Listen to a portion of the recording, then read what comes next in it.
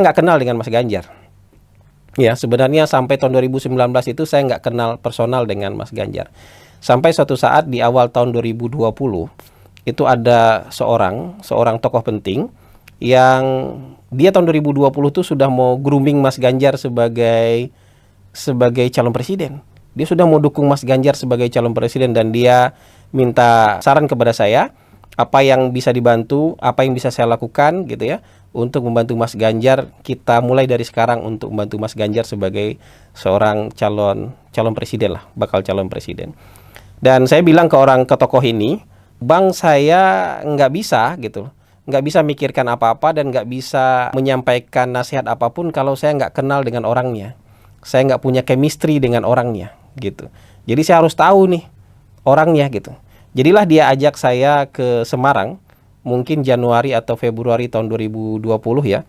Waktu itu kita belum darurat COVID ya, tapi kita di bandara tuh sudah mulai pakai masker. Saya juga di pesawat di bandara waktu itu sudah mulai pakai masker gitu. Belum diwajibkan oleh pemerintah, tapi sudah suasana COVID di luar negeri. Saya datang ke Semarang dan saya dipertemukan dengan Mas Ganjar.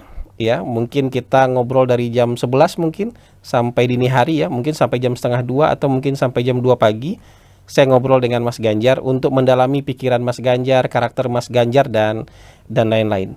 Jadi ada dua hal yang waktu itu menjadi catatan saya secara pribadi ya. Dan saya menanyakan ini karena ada berita yang sampai di telinga saya, kemudian saya konfirmasi terhadap Mas Ganjar. Dan saya akui Mas Ganjar itu menjawab dengan sangat jujur. Jadi Mas Ganjar ini orang baik dan jujur. Ini harus jadi catatan nih. Mas Ganjar orang baik dan jujur. Ya, dia juga jujur menjawab pertanyaan saya. Tapi karena kejujurannya ini, saya juga punya penilaian sendiri bahwa calon pemimpin itu nggak cukup hanya baik dan jujur, tapi juga harus berani mendobrak sesuatu. Itu yang pertama. Yang kedua, harus punya nyali membela teman. Apalagi teman itu mungkin pernah membela kita dan mengorbankan karir politiknya. Nah, itu. Saya menanyakan dua hal sama Mas Ganjar waktu itu, dan menurut saya jawaban jujur Mas Ganjar nggak pas di hati saya. Jawabannya betul jujur, beliau orang baik dan jujur, tapi buat saya bukan karakter leader yang saya inginkan. Ya, saya juga butuh leader yang pemberani dan mau bela teman. Bukan mau bela teman serampangan, jadi teman melanggar hukum kita bela dalam soal hukum, bukan kayak gitu. Tapi pendirian politik teman, keberadaan teman, status dia, posisi dia kan perlu kita bela. Apalagi teman yang pernah membela kita. Jadi buat saya menanyakan hal spesifik waktu itu tentang sebuah cerita. Teman ini pernah membela Mas Ganjar dalam sebuah forum di partai. Dan keadaan Mas Ganjar waktu itu sedang disudutkan di partai. Kemudian di saat yang lain orang ini butuh pembelaan. Di saat lain orang ini gantian yang tersudut dan terpojok di partai. Dan waktu itu sebenarnya dia butuh pembelaan oleh teman-temannya, termasuk dari Mas Ganjar. Dan Mas Ganjar waktu itu dengan jujur mengakui, ya saya tidak berani waktu itu untuk membela kawan saya ini katanya. Saya langsung punya catatan besar. Karena buat saya karakter leader itu ada juga unsur-unsur penderitaannya. Soal setia kawan, ya, soal keberanian, soal membela teman. Karena pemimpin-pemimpin besar menurut saya adalah orang yang solider, orang setia kawan, orang yang teguh pendirian, orang yang komit, orang yang berani mengambil risiko untuk membela kawannya dia. Gitu. Dan ketika pulang dari sana, saya sampaikan, Bang, mohon maaf, sepertinya saya mungkin bisa kasih 1-2 saran, tapi saya nggak bisa bantu Mas Ganjar. Lalu saya ditanya, kenapa? Karena karakternya mungkin nggak sesuai dengan apa yang saya harapkan. Dia orang baik dan orang jujur, tapi saya butuh pemimpin yang punya nyali, pemimpin yang berani, seperti yang diungkapkan oleh Pak Jokowi. Gitu. Jadi buat saya yang kayak gitu-gitu nih, ini tidak bermaksud untuk menyerang pribadi ya, karena saya hampir nggak pernah menyerang Mas Ganjar soal pribadi, tapi ini share history lah, cerita yang mungkin orang lain juga punya pengalaman yang sama.